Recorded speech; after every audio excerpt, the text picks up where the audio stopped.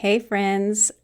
Well, I am excited for this episode, but before we jump in, I just want to ask a quick question, something I have been contemplating. What if the very hardship, the things that we're walking through right now, whether it's a trial or tribulation, what if it isn't rejection from God, but His love? Hebrews 12 tells us that no discipline feels pleasant in the moment. And that's right. He's right to write that. But later it produces a harvest of righteousness and peace. Today, we're going to dive into Hebrews 12 verses 4 through 13. We're going to break it down piece by piece. And then we're going to ask, how do we reframe pain as God's fatherly discipline? And how do we trust His training even when it hurts?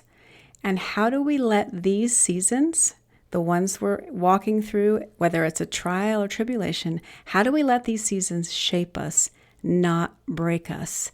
How can we shift, take off the lens that says this is happening to us and put on the God lens that says, how is this happening for us? So grab a journal. You might want to take some notes. I pray it blesses you. Let's jump in. Welcome to the Happy Family Coach Podcast, your guide to rewriting the story of your family's legacy. I'm Danielle Alvarez-Greer, here to help you navigate the twists and turns of family life, faith, and personal growth. Get ready for practical tools, spiritual insights, and heartfelt conversations to transform your family dynamic. Welcome to the Happy Family Coach Podcast, where real-life challenges meet real solutions. Okay, friends, welcome back to the Happy Family Coach Podcast. I'm your host, Danielle, and today, as I mentioned in the teaser, we're stepping into a passage that is both challenging and somehow, in some strange way, comforting. That's Hebrews 12, verses 4 through 13. So if you've ever felt weary in the middle of trials, you're not alone, okay? It's when we're in these trials, seasons of suffering, it's when we ask things like, God, hey God, why is this happening to me? Notice the two words, to me. Why is this happening to me?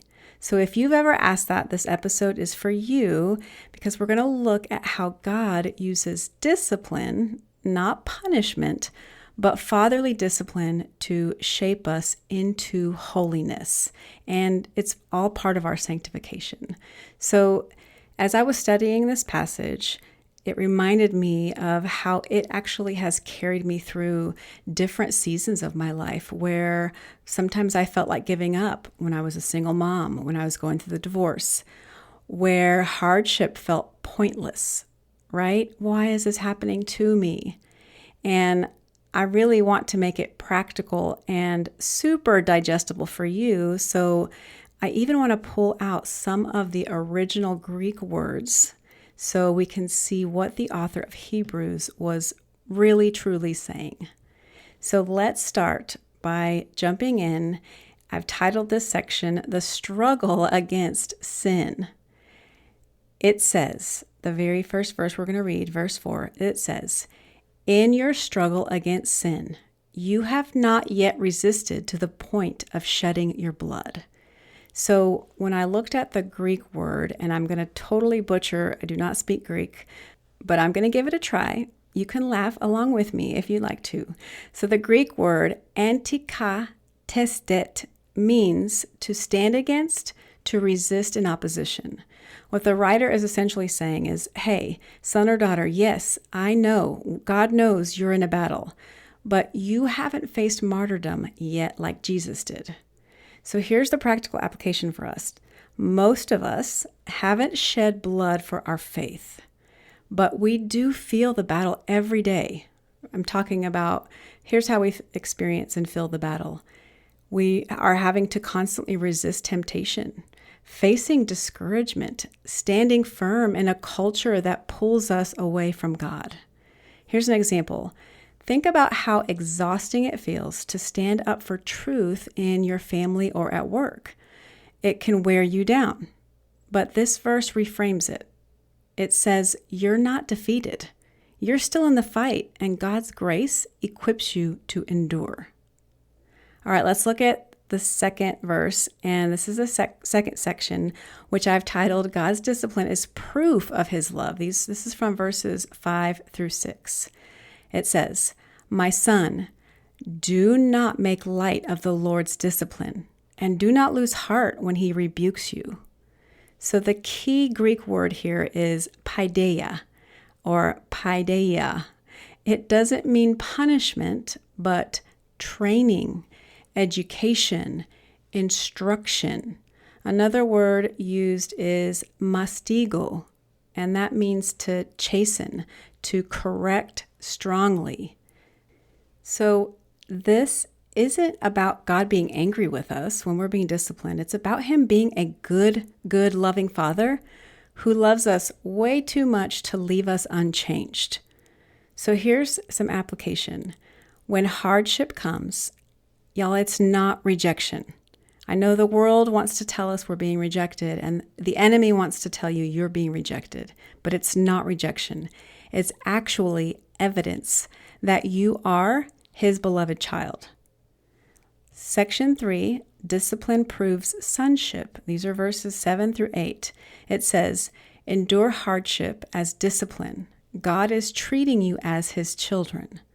So what I've pulled from that is that hardship is not random. It's not happenstance. There's no coincidence. It's purposeful. The author makes a bold point. He says, if you never experienced God's discipline, it would mean that you're not truly His child. All right, here's a practical example. As parents, we discipline because we love, right? We love our kids. No one likes to discipline. Nobody likes to be disciplined. Our kids don't like it.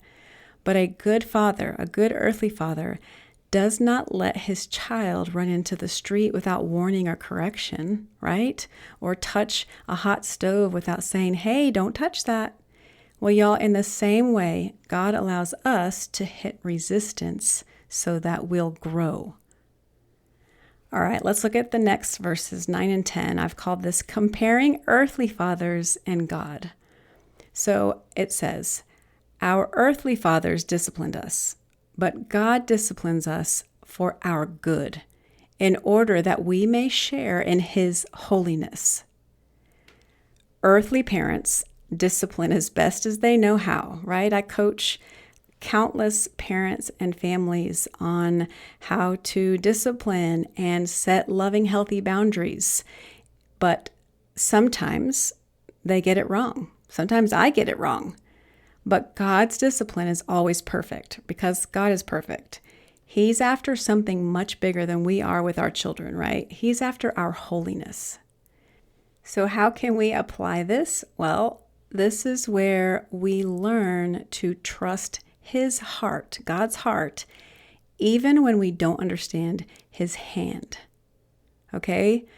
We begin to learn to trust God's heart even when we don't understand His hand.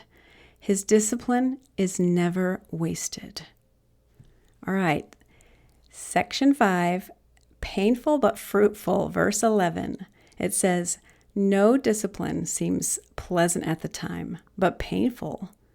Later on, however, it produces a harvest of righteousness and peace. Karpos means fruit or harvest in Greek. So what feels painful now is actually planting seeds that will grow into righteousness and peace. So let me just do a little personal tie-in here, because for me, I think seasons where I was stripped of control, right? In the season of divorce or parenting as a single mom, parenting challenges, even my recent back surgery. If you haven't been listening, I recently had emergency back surgery to remove a disc fragment that was impinging on my L5 nerve, and it was causing me drop foot. But during that season, right, none of it felt good in the moment. I don't want to say, oh, I would do that again, Lord, but actually I may want to do that again, because it reaped a harvest. But those were the very seasons, right? These hardships, these trials, the suffering, physical, mental, emotional, spiritual. This is where God grew me in just a profound way.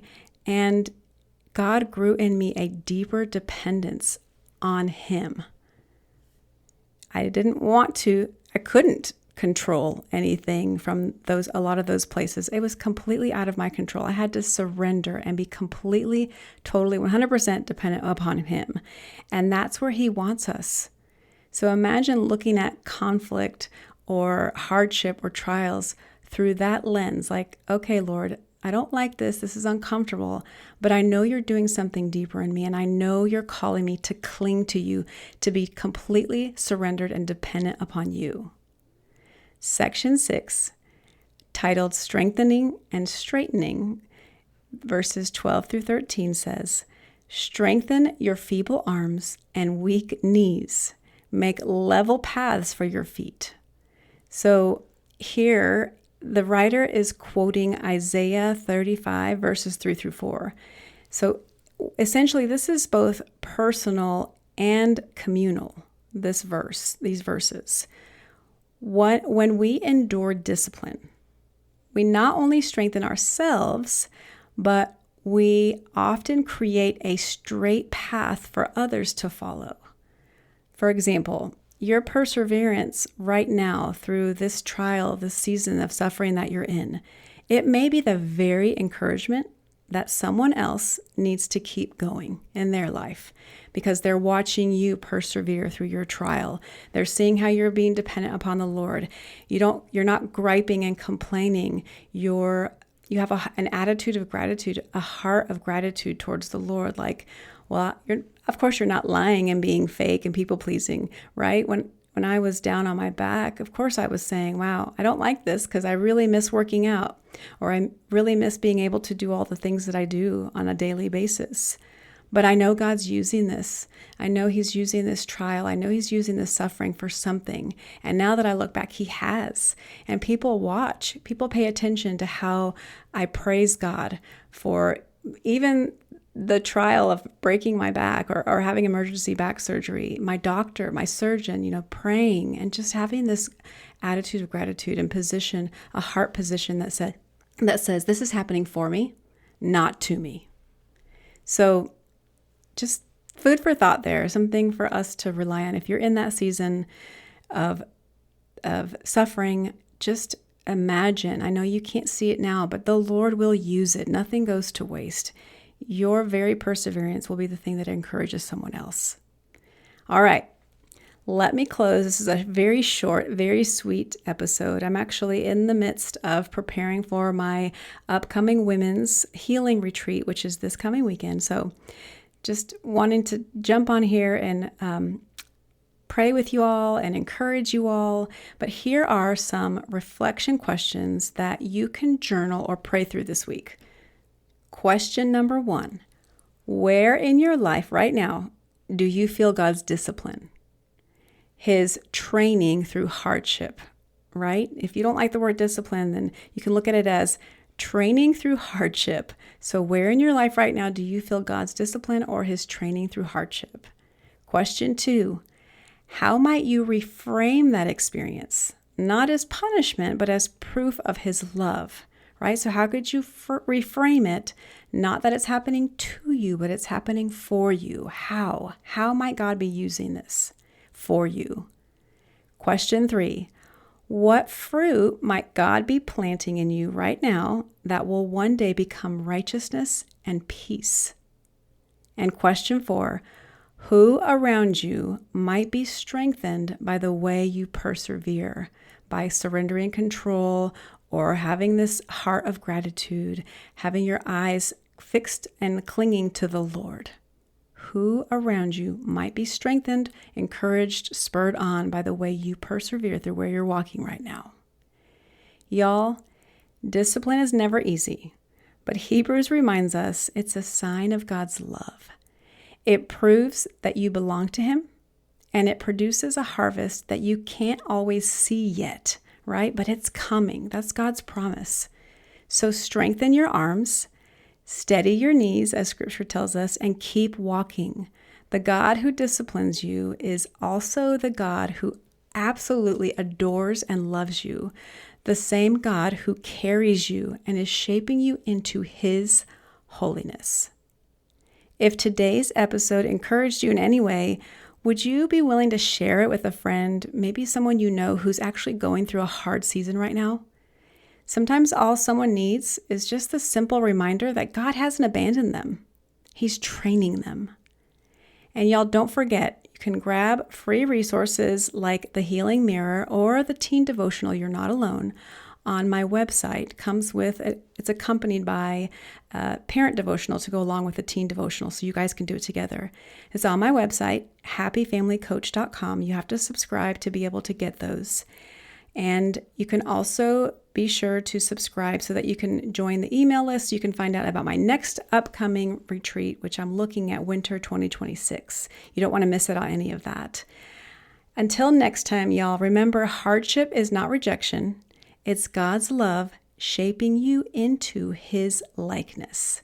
God bless you all. I love you. I pray you have a wonderful day. See you next week.